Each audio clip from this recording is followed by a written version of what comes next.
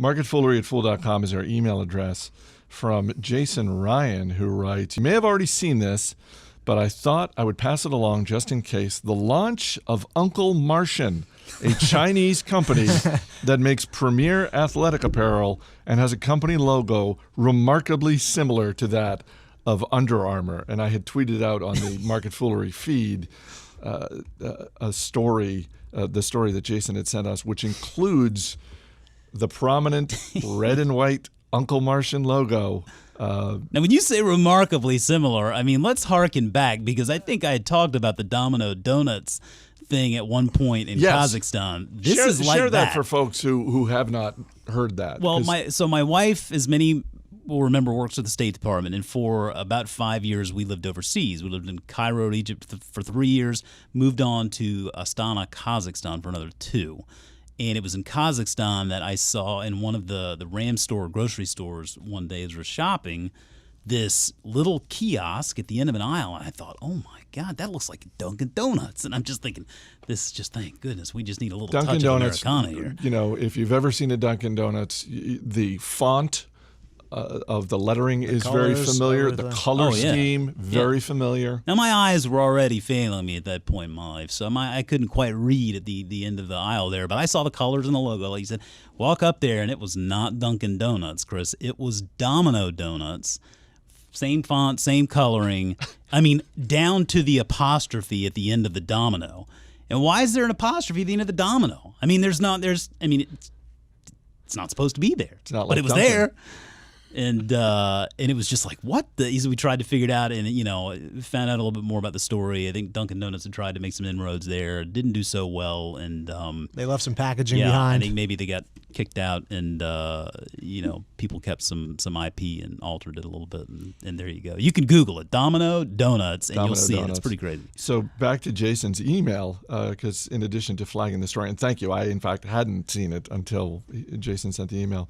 He goes on to write, "First, it's noteworthy and almost commendable how brazen the knockoff is." Commendable. The Uncle Martian company itself posted a side-by-side comparison of the Uncle Martian and Under Armour logos, so there can be no mistaking their awareness of the similarities.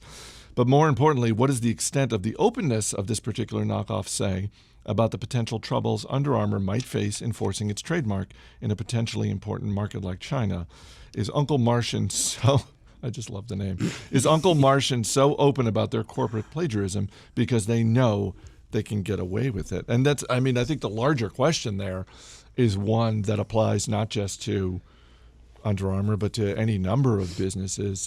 As I said, I had tweeted this out on the Market Foolery feed, and Tim Hansen replied with a link to a story that included photographs of other Chinese ripoffs of well-known American brands and logos. My favorite one is the MasterCard logo for a food kiosk entitled Master Beef. But look, this doesn't go in the plus column if you're Under Armour. This certainly, to some degree, can't we at least agree that to some degree, maybe just 1%, this hurts them? Perhaps, maybe I could also flip that around and say it helps them. I mean, I'm pretty sure Steph Curry isn't going to be signing with Uncle Martian anytime soon.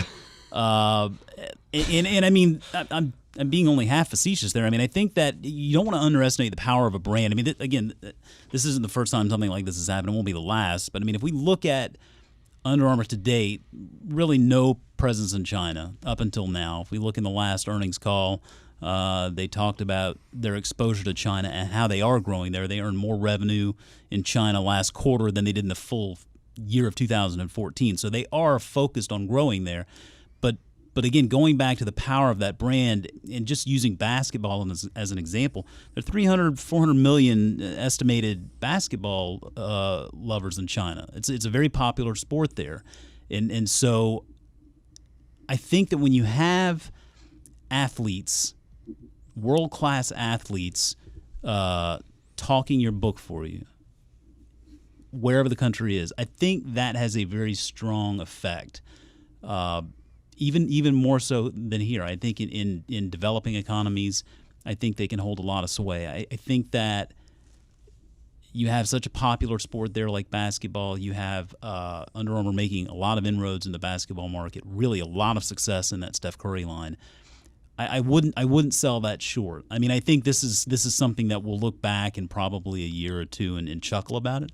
I don't think this really is something that threatens their business in any kind of a long-term way. I'm chuckling right now. The name is fantastic. name It's like they had the boat, like Bodie McBoatface, that research vessel in Europe. Obviously, they turned that name down. But Uncle Martian.